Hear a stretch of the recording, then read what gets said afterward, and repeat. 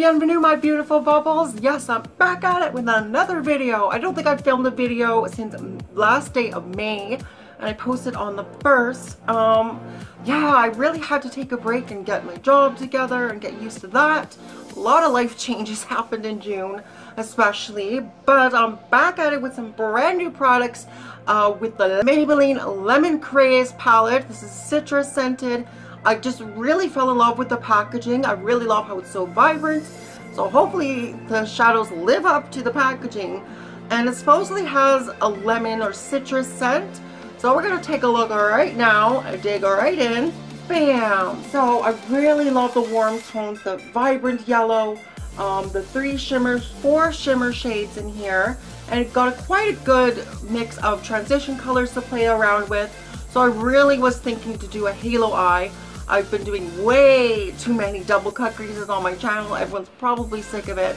I really haven't done a halo eye in quite a long time because I was lacking a really bright shade to put in the middle.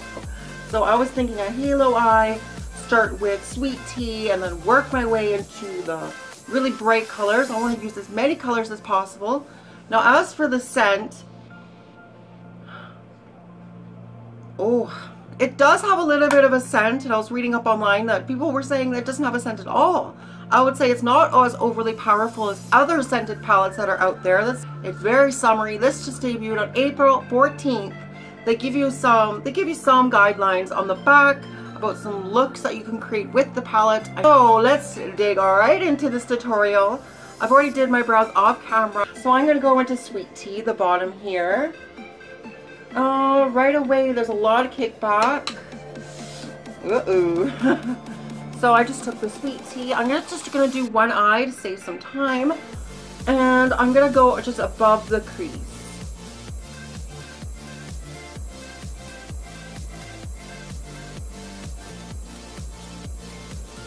Okay, let's build it up.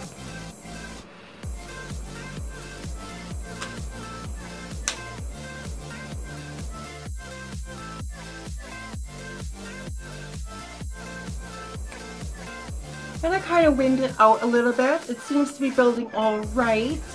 For what it looks like in the pan, it is showing up a little bit lighter. I'm just going to see if I could pack it into the crease and if that'll make any difference. Actually, that's not too bad, but I even have, I have eyeshadows that are 3 years old that build up a little bit better than this. Kind of iffy on it so far, but we're just going to progress to the next color. So I was thinking to deepen the crease with this old-fashioned shade down at the bottom. I'm just going to pack it onto the brush. The kickback is fierce. And it's just going to go below that line that we created.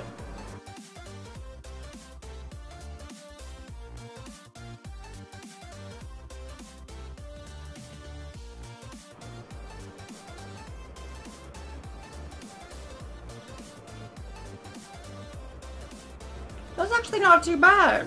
So neutrals so far, the browns, the old-fashioned and Sweet Tea, they're actually not too bad. Next I'm going to take an angled blender brush. See how it's angled like this? And I'm going to use this, it's just going to blend both of the colors really well. Got this at Dollarama. This is their new blending brushes that they have there. And this is the e.l.f. defining brush, excuse me. So I'm just going to use that to blend both colors. Just to see how they layer, I want to go in with the Cool Punch. Oh, is that a shimmery? Yeah, I'm going to go in with Cool Coral Punch. I wasn't going to warm up the crease because I've been doing that forever, it seems like. But I just want to see how they layer on top of each other. I actually like that a little bit better. So I'm going to dig into Ice Pop. I was very excited about this shade. One of the reasons why I kind of really gravitated towards it is these neon colors. So I'm going to go in with that Ice Pop. Again, ball out though. Alright, so that's going to go on the inner corner and outer corner.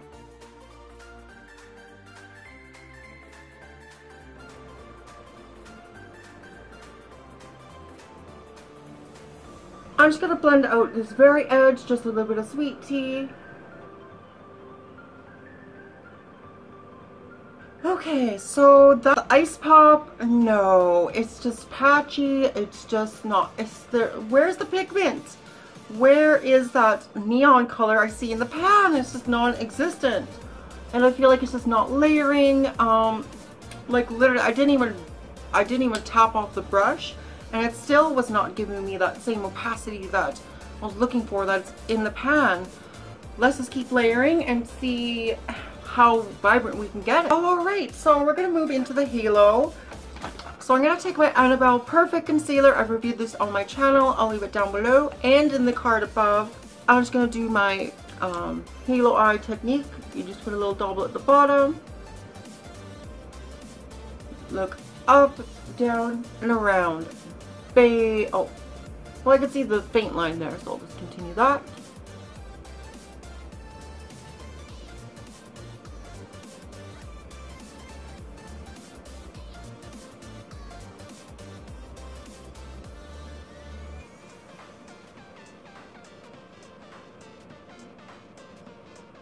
Alright, so now my initial plan was to transition Coral Punch into Lemon Craze and then go into Main Squeeze. So let's try that. With a packer brush this time, I think it'll be more effective.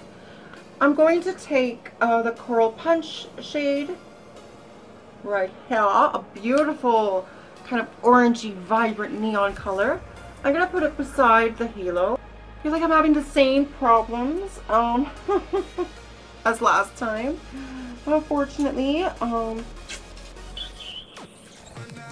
going to switch back to my London Premier eyeshadow blender brush, back into Coral Punch again.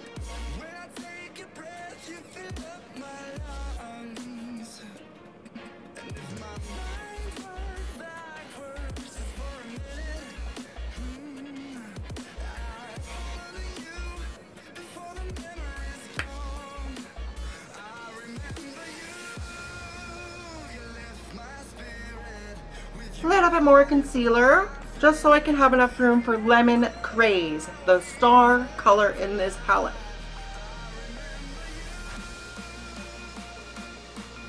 And now, pièce de la résistance, Lemon Craze in the Lemon Craze palette. So, here we go.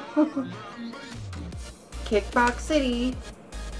I'm just going to pack it on, top up just a little bit. And just go right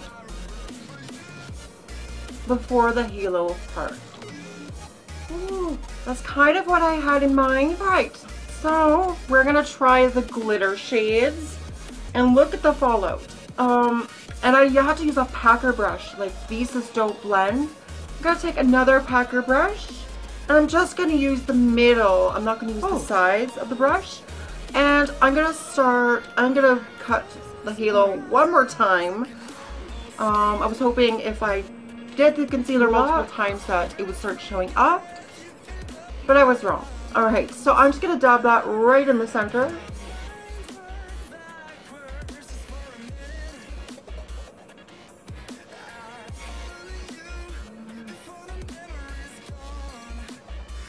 Now that that's laid down, let's just go right into Main Squeeze. Oh my gosh. See, right off the bat it looks so chunky, but we're just gonna roll with it, I guess. Oh, I'm gonna take a smaller packer brush. I got like an angled packing brush, I think, and scoop in as much as possible into that glitter and go right in the middle.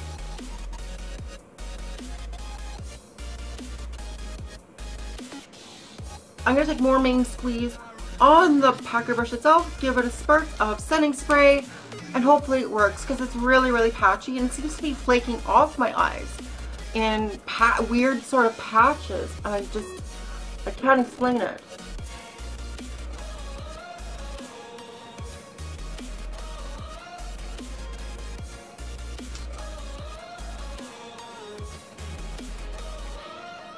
Next, I'm just going to just take my finger and go right in the middle. Because that's actually not that bad. That's pretty, actually. I'm actually enjoying that shade. Okay, that might have saved the whole look. Okay, that glitter shade, Main Squeeze, is probably my favorite out of the whole thing. The pink was okay, but honestly, they should call this a dark maroon color. I like Ice Pop was showing up more like a maroon sort of color. And look, I destroyed this pan once I digged my finger in it. It's like you can go all the way to the bottom of the pan using your finger. So makes me wonder, like, how much pigment is in this? How much chalk is in this? So, alright, so I'm gonna go blend in. I'm gonna go back and forth between Ice Pop and Curl Punch and really kind of blend them together to get that gradient into that shine. So it's not such a harsh kind of shine in the middle and appear more like a halo eye. So.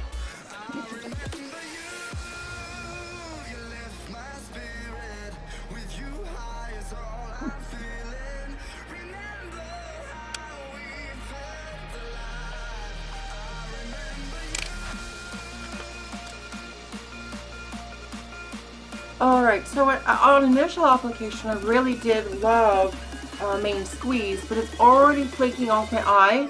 All the eyeshadows are already oxidizing to a lighter color, so not only is pigmentation not there and it's not exactly buildable, you can build it to where it's maybe a 3 out of 5, but they seem to be fading already. That same opacity and shine that I've seen before is already diminished. So maybe I'm going to try a setting spray, and I'm going to pack it on when this setting spray is wet, and then we'll see what happens after that. So let's get a quick spurt.